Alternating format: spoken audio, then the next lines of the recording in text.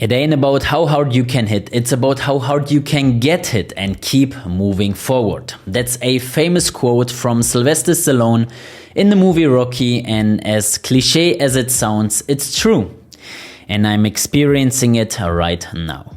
Look, just a few weeks ago, my life was literally perfect. I even told some friends of mine, it's suspicious, life can't be that easy peasy all the time. And I should have probably not said that, because now literally the worst case scenario happened and I even cried for the first time in like 5 years. But let me start from the beginning.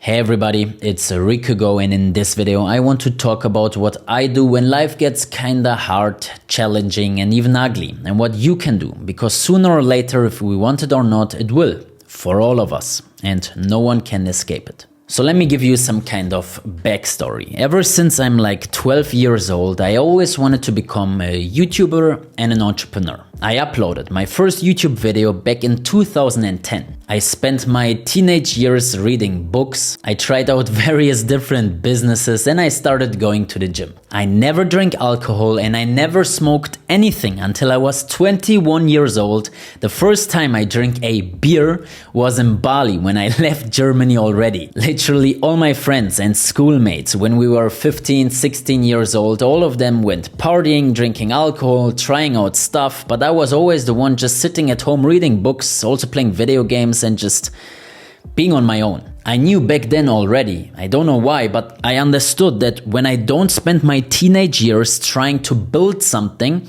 I will end up in a 9-to-5 job, like everyone else. And I didn't want that. I literally was so afraid of this kind of lifestyle because I wanted to have freedom and be my own boss. This is also the reason why I was so afraid of alcohol, because I knew from my own parents that alcohol is a very dangerous drug and can just destroy your life. Actually, my father is a heavy alcoholic, and I'm not here to play victim, I'm just telling it to you for context. So all the energy that my friends and schoolmates put into partying, meeting people and going out, I put all of that energy, young energy, because when you're 16 you have so much energy, into building my own business. I always wanted to be the best version of myself from a super young age. And with that mindset, I built my own business without any mentor or any kind of investment from my parents or whoever. My father is jobless and my mom is a cleaning lady, and I think this is a big reason on why I was always that ambitious. Like literally unhealthy dedicated. I remember waking up at 4:30 while living literally next to the school to go for runs. I was totally in that bubble of cold showers, personal development, reading books, fitness, gym, business, all of that from so young. And I'm not saying it in a bad way at all. I loved it, but I definitely kinda sacrificed my teenage years to live the life that I'm living today. And don't get me wrong, I'm nowhere near to where I want to be. I'm just free. And it's funny to see my old friends and schoolmates hit me up on Instagram, seeing what I'm doing while they are still in uni, for example, and are exactly in that 9-to-5 that I wanted to avoid at all cost. Anyway, it's a fact that childhood years form a kid's brain, and my childhood was definitely formed and shaped by an alcoholic, by a depressed father, and the most loving, caring and supporting mom you can imagine. Those circumstances developed my character today. And even though it sounds super ironic, in my opinion, actually it was the perfect circumstances I could wish for. I didn't experience horrible, traumatic things so that I become a psychopath or an alcoholic myself, but at the same time, I also didn't have a rosy childhood with, let's say, rich parents, because more often than not, the kids will become kinda lazy. If we are talking about an ambitious character, trauma is actually good, but not too much and not too little. I'd say I had just about the right amount of trauma so that I developed this kind of ambitious and dedicated character to become a better version of myself. And so with that mindset, right when I finished school, I left Germany at 19 years old and moved to Bali, Switzerland, and eventually Cyprus. I was always locked in and focused on my business and personal brand while living with a beautiful, supporting and loving girlfriend that moved to Cyprus with me from Germany, where I met her in a cafe. This went on for about 5 years where I had the biggest growth in life in general, until I had some doubts in the relationship for whatever reason. I read so many books about relationships, loving yourself and spirituality, until I eventually tried to save the relationship with a vacation to Switzerland, because we always dreamed about retiring in Switzerland and building a family there. But as soon as we were back in Cyprus, my demons started to talk to me again, let's say it like that. And now it's getting interesting. So I started distracting myself. I started partying, going out, drinking, trying out substances, all of the things that I would have never done before, not even my dreams. In May this year, I went to Ibiza with my best friend to celebrate his birthday, and we partied for 5 straight days. But as I literally never did that, in the beginning I found it exciting. Meeting new people, feeling important, dancing, girls, rock and roll. And I kept doing it until my 26th birthday on July 6th. This is where things started to take a turn. Don't get me wrong, it was kinda the best birthday I ever had. Sure, but also not really. I mean, I had more than 10 model girls there, literally the most beautiful girls in Cyprus. Even Miss Cyprus was there. We had a live DJ, we ordered so many drinks, food, the bill was over 2,000 euros. I had my closest guy friends there. But I didn't have my girlfriend, or actually by that time already ex-girlfriend, congratulating me, which was emotional because I spent the last 5 years together with her, and now it's like, not even happy birthday? And no, I'm not simping here or being a little crybaby, I'm just being absolutely vulnerable, and I'm not lying to myself or to you. Those were my honest thoughts that night. And even though it looked super fun, and yes, it was fun, yes, absolutely, but it's about what is deep down inside of you, what's going on in here, what are the feelings. And I know some guys will laugh now and say, oh, he's weak, he's like a girl, so emotional. But trust me, bro, you're the weak one. Let's do sparring, one-on-one, and we will see who's the real man. Anyway, so around my birthday was the time where my loophole of bad luck started, as I call it today. It started with me losing a lot of stuff and having bad short-term memory, which was never the case before. During one of the parties, I lost my bag with my ID, bank card, sunglasses, keys, etc. Okay, happens to everyone. But I realized that I forget even more things. Even small things, like when I wanted to go to the sea, for example, I forgot my towel, which is the most obvious thing you take when you go to the sea. It felt like I'm not really there in the moment, and sometimes when you talk to people, you just sense that they are not really there. You see it in their eyes. Right now I'm totally here, aware. I know what I'm doing. I'm doing a YouTube video. I'm doing my best to create the best video so you understand exactly what I mean. And you can see it in my eyes right now. Moreover, I didn't upload videos as frequently as before. Even the ones I uploaded didn't have the high standards and quality as I was used to. My business, diet, fitness, relationships lacked too. Also, as you guys know, I live in Cyprus, and in Cyprus they have the biggest casino in Europe. And I also started going there and having absolutely crazy emotional roller coasters, and all I can say is that the house always wins. And I'm not the house. All of those things just correlate, like I can't explain it, but there are like two sides in life. The super organized lifestyle that I lived before with a strict plan, healthy diet, relationships, focus on business, good sleeping rhythm, and no alcohol, smoking, whatever. And then there's also the complete opposite to that, which all of us know from movies or from our own experience, and that I also just explained a minute ago. And this side is filled with hedonistic pleasures, chaos, but also adventure. And this is what makes it, even though it's not good, kinda appealing to a lot of people, especially to younger people. And I also temporarily fell into that hedonistic trap. But then, at about the same time of me losing stuff and all that, blah blah, my mom calls me and tells me that my father is drinking again. Heavily. And she sends me a video of him spitting out blood, and there's blood literally all over his apartment, and it was absolutely horrible. Like, I would even show you that video, but first of all you don't want to, and second of all YouTube would remove this video because it goes against their community guidelines, because it's literally like violence.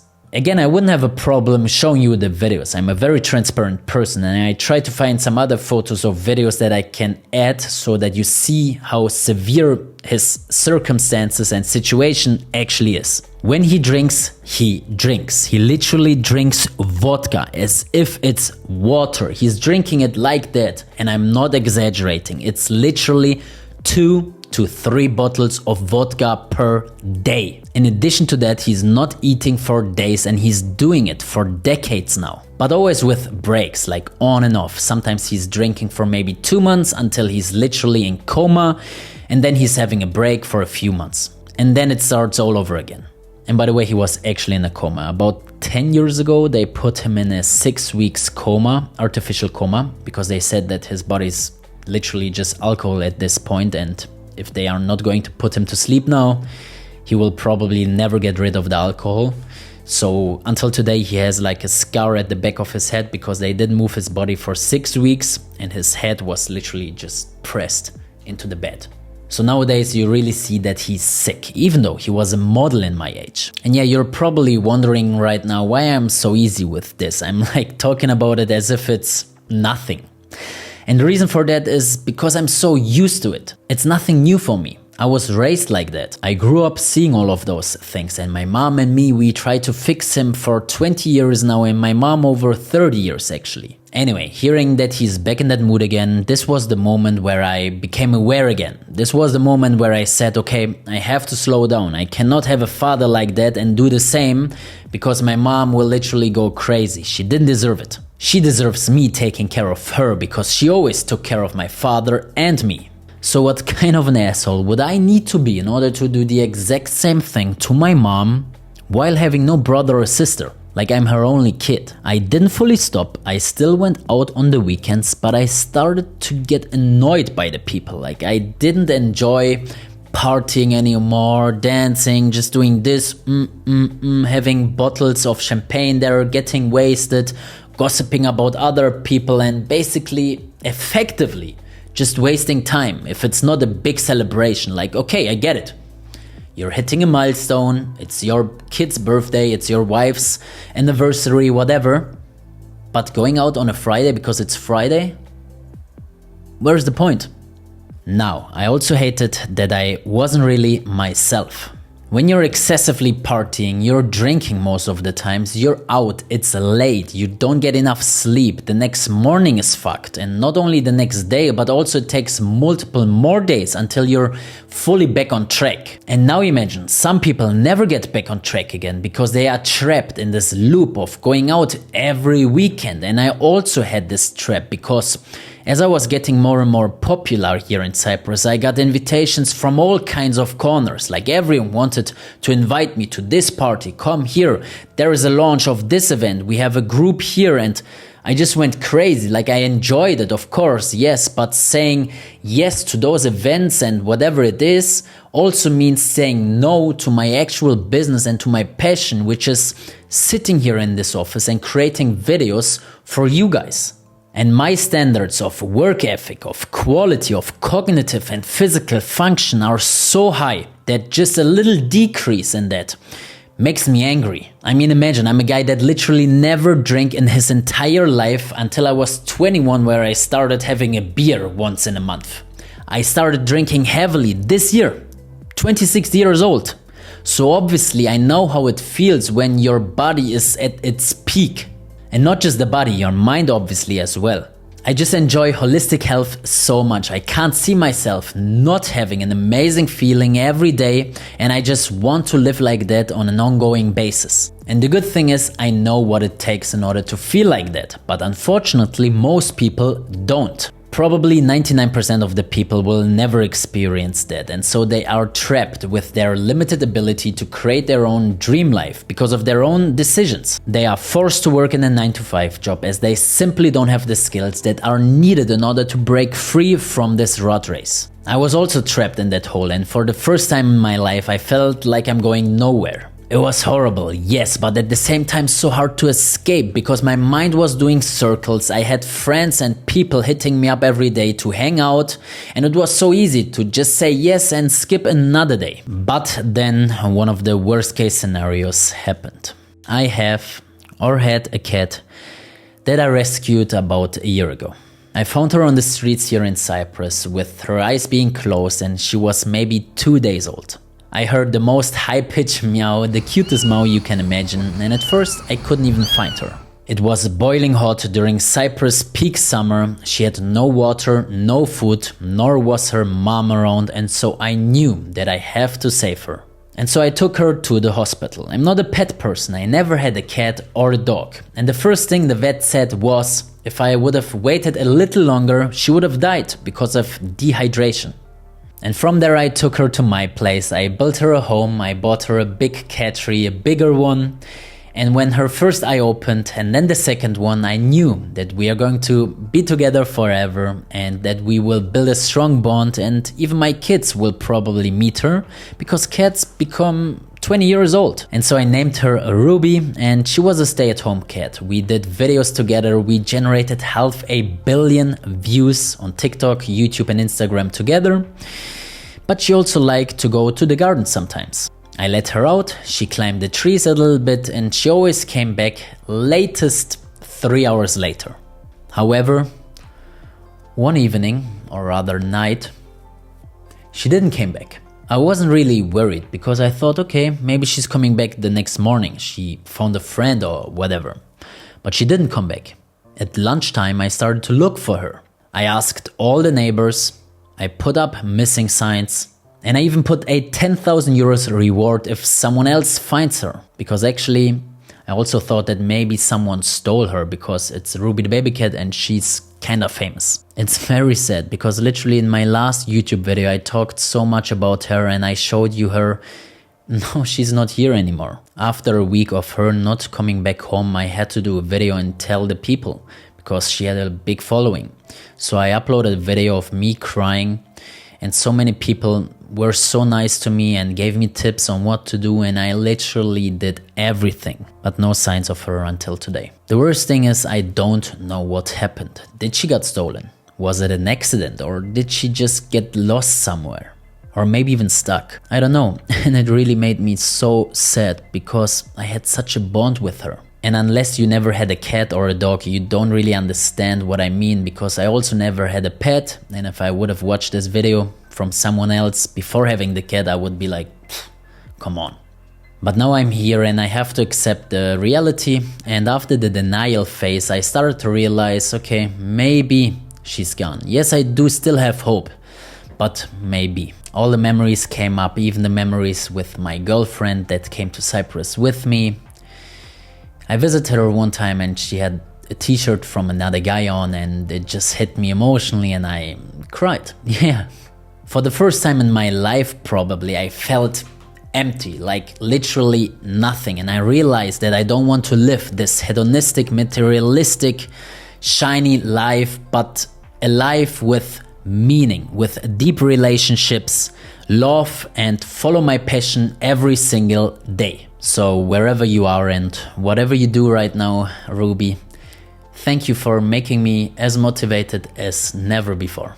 Sometimes we humans are just stupid and we have to lose things in order to really appreciate them, and the people inside the wall want to be outside the wall and the people outside the wall want to be inside. Just so both understand that it's literally the same, and you just have to accept your own reality and fall in love with your own life, no matter how hard it is. Now, very interesting. Maybe you know the movie Limitless, and if not, I highly recommend it. In that movie, Bradley Cooper starts off as this average guy, lazy, unsuccessful, and a foggy mind. Then he meets someone who gives him a pill which allows him to access 100% of his brain, and suddenly the scenery of the movie turns colorful. He becomes super smart, creative, and uses that energy to create his dream life. Within like 1 year, he is super successful, rich, and back with his ex-girlfriend. And this summer I experienced something very similar. When I flew to Ibiza, I started drinking alcohol, doing parties and other hedonistic pleasures, and my life turned into this gray, shallow existence with no deep meaning. I remember one day I decided to just be alone and I went to the sea and just reflected on my life. And it was at that moment where I decided to steer my life back on the right track. There's a quote and I don't really know who said it, but it goes as follows. My mother worked too hard for me to not be great. And this is absolutely true for me. My mother grew up in the Soviet Union during communism and the Cold War and moved to West Germany as soon as she could to start a new life. She lived in a 3-bedroom apartment with 20 other people and she was working 3 jobs just to sustain herself. So who am I to cry about my tiny little problems while living in my own house right by the sea with 2 cars and a motorbike and food on my table every single day? It wouldn't just be disrespectful, but also dishonoring. And so I'm standing here like a man, just shutting up and doing what I'm supposed to do so that I can provide for my loved ones. But in order to understand that, sometimes we just have to sit alone by the sea and ask ourselves completely honestly, am I doing the right thing right now? Am I where I want to be, and am I surrounded by the people that I want to be surrounded with or not? Everyone has a family, friends, wife, husband, kids, dog, cat, whoever you love, for whom we have to stay strong. Even if life sometimes feels like hell. As Winston Churchill said, if you're going through hell, keep going. And one more interesting food for thought. It's actually one of my favorite mindsets when I have a low, and I'm sure it will be yours too now. Just yesterday I talked to a friend who is going through a divorce now and it helped him so much as well. So, you just got divorced.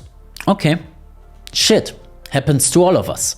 Well, not divorce, but negative things like that. But now imagine the following. Tomorrow, you're in the car and someone crashes into you and you lose your right leg. You wake up in the hospital and you're like, damn, I lost my right leg. However, God comes to you and gives you a second chance. He tells you, look, I'll give you back your leg and I'll undo this accident. It never happened.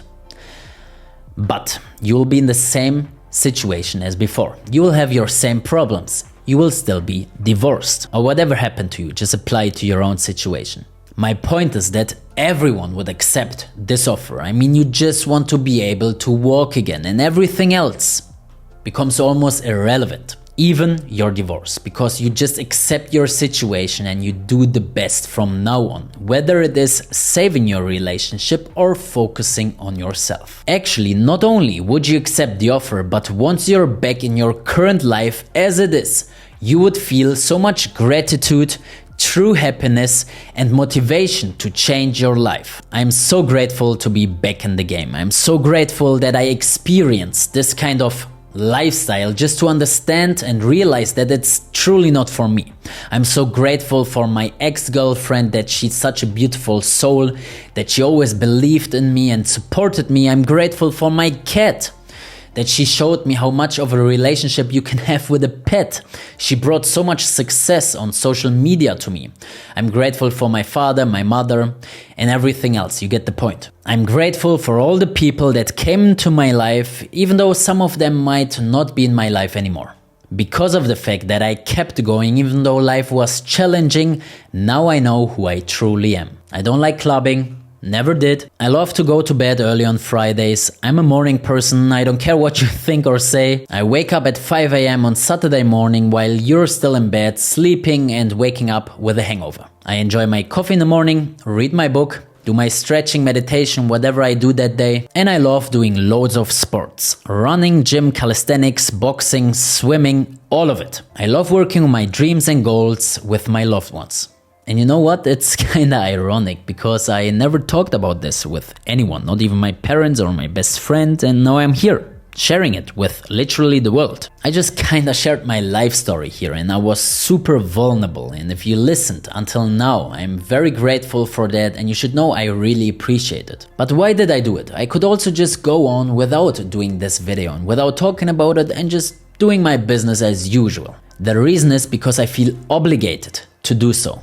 As you guys know by now, I was raised without a father figure, and even though this is so important, I know there are so many other kids and even adults that go through a similar situation, They actively look for their father figure, whether it is consciously or subconsciously. I did the same when I was a teenager. I'm probably even doing it today subconsciously. I read books from Osho, Tony Robbins. I watched YouTubers like Elliot Hulse, which is the OG in personal development on YouTube.